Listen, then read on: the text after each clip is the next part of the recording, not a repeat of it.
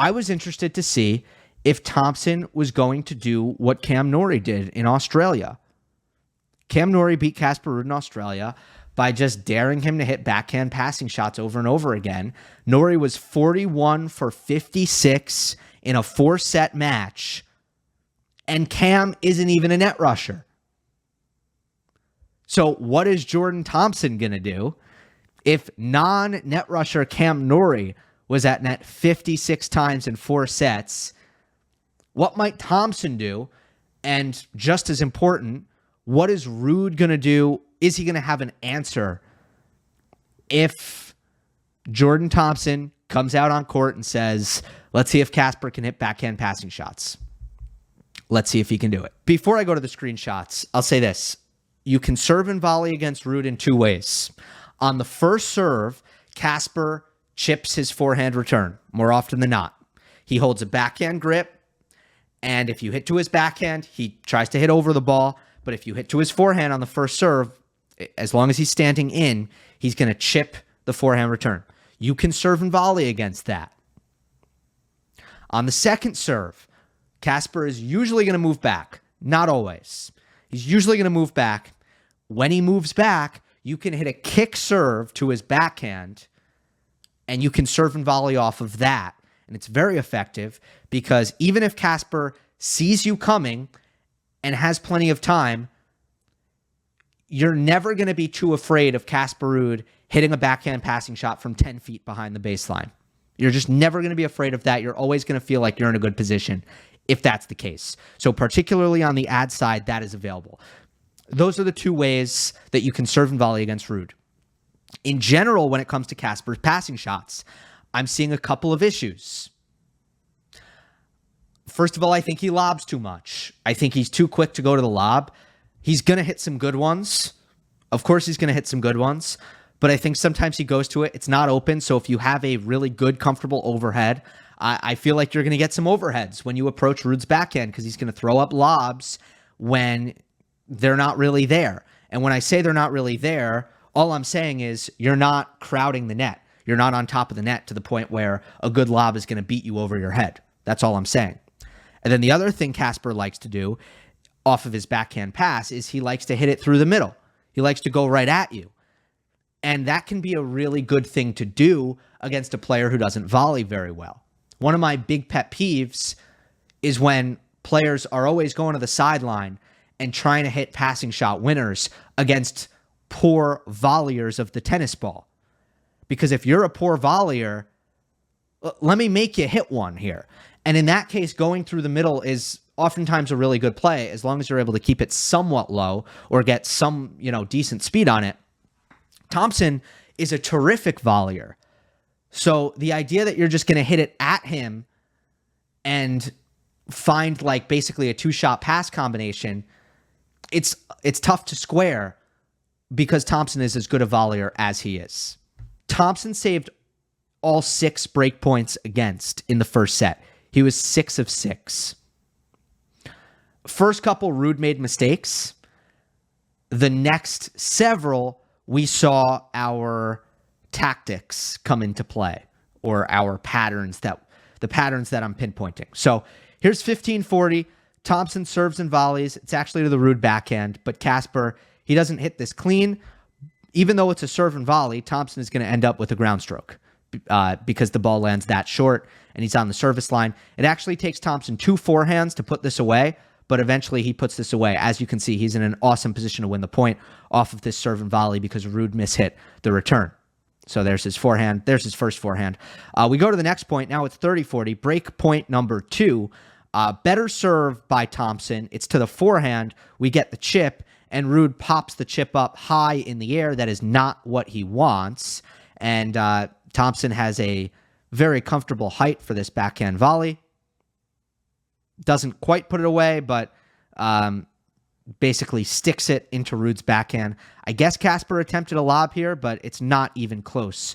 And Thompson has this easy put away.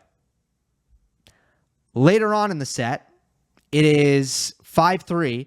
Thompson got nervous in this game, and he actually, through the first 8 or so points of this game, wasn't coming in, wasn't serving volleying, I was watching on TV being like, ugh, what is he doing here? Like, the nerves are killing his thinking and his clarity here. But as the game progressed, I think he started to realize what was happening in this 5-3 game, and he started to force his way forward. This is actually a second serve, though, and it's a second serve that Ruud is up on, but he does not hit a good return. As we know, this is trouble. If you're going to take the return early, you better hit it well. He doesn't make Thompson move. Thompson hits a big forehand inside in, lots of pace. Chip by Casper Ruud, middle of the court. Approach shot opportunity for Jordan Thompson. An obvious approach shot opportunity. Which side do you think he's going to go to? You guessed it. He's going to the backhand.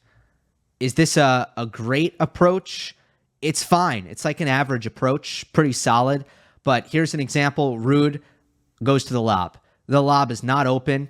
Casper is deep in the court. Thompson, what is he, 6 inches inside the service line? Where are you lobbing it to? If anything, you want to hit this low because you might be able to get it at Thompson's ankles from where he's standing. So the lob is not the play.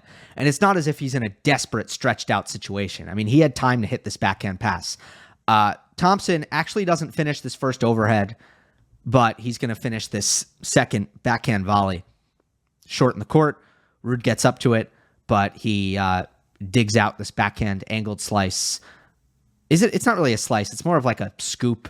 I feel like in tennis, we need better terminology for that shot. When players are coming up to the short ball, either the drop shot or the drop volley, and they kind of dink.